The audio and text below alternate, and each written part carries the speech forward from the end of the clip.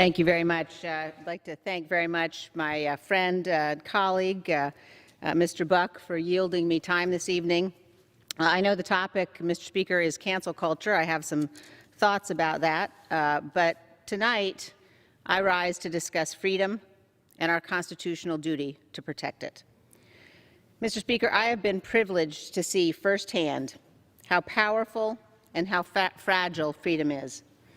28 years ago, I stood outside a polling place, a schoolhouse in western Kenya. Soldiers had chased away people who were lined up to vote. A few hours later, they came streaming back in, risking further attack, undaunted in their determination to exercise their right to vote. In 1992, I sat across a table from a young mayor in Nizhny Novgorod, Russia, and I listened to him talk of his dream of liberating his nation from communism. Years later, for his dedication to the cause of freedom, Boris Nemtsov was assassinated by Vladimir Putin's thugs. In Warsaw in 1990, I listened to a young Polish woman tell me that her greatest fear was that people would forget. They would forget what it was like to live under Soviet domination, that they would forget the price of freedom. 3 men, an immigrant who escaped Castro's totalitarian regime, a young man who grew up behind the Iron Curtain and became his country's Minister of Defense, and a dissident who spent years in the Soviet Gulag, have all told me it was the miracle of America, captured in the words of President Ronald Reagan, that inspired them. And I have seen the power of faith and freedom.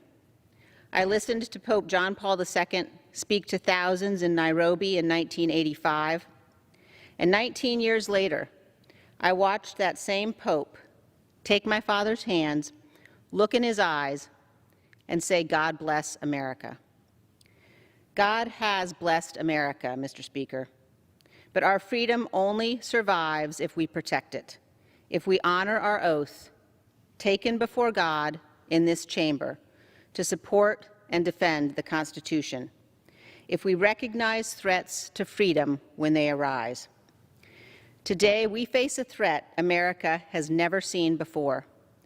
A former president who provoked a violent attack on this Capitol in an effort to steal the election has resumed his aggressive effort to convince Americans that the election was stolen from him.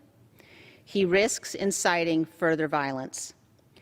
Millions of Americans have been misled by the former president.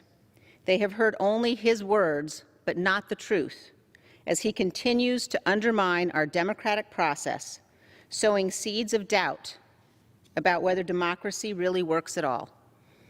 I am a conservative Republican, and the most conservative of conservative principles is reverence for the rule of law. The Electoral College has voted. More than 60 state and federal courts, including multiple judges the former president appointed, have rejected his claims. The Trump Department of Justice investigated the former president's claims of widespread fraud and found no evidence to support them. The election is over. That is the rule of law. That is our constitutional process. Those who refuse to accept the rulings of our courts are at war with the Constitution. Our duty is clear. Every one of us who has sworn the oath must act to prevent the unraveling of our democracy. This is not about policy. This is not about partisanship. This is about our duty as Americans. Remaining silent and ignoring the lie emboldens the liar. I will not participate in that. I will not sit back and watch in silence while others lead our party down a path that abandons the rule of law and joins the former president's crusade to undermine our democracy. As the party of Reagan, Republicans have championed democracy, won the Cold War, and defeated the Soviet communists. Today, America is on the cusp of another Cold War, this time with communist China. Attacks against our democratic process and the rule of law empower our adversaries and feed communist propaganda that American democracy is a failure. We must speak the truth. Our election was not stolen, and America has not failed. I received a message last week from a Gold Star father who said, "Standing up for the truth honors all who gave all." We must all strive to be worthy of the sacrifice of those who have died for our freedom. They are the patriots Catherine Lee Bates described in the words of America the Beautiful when she wrote, "O beautiful for heroes proved in liberating strife, who more than self their country loved, and mercy more than life."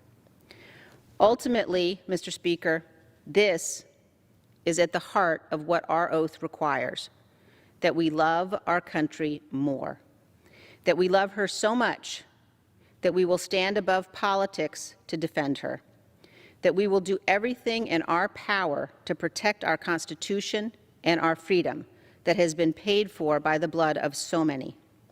We must love America so much that we will never yield in her defense. That is our duty. Thank you.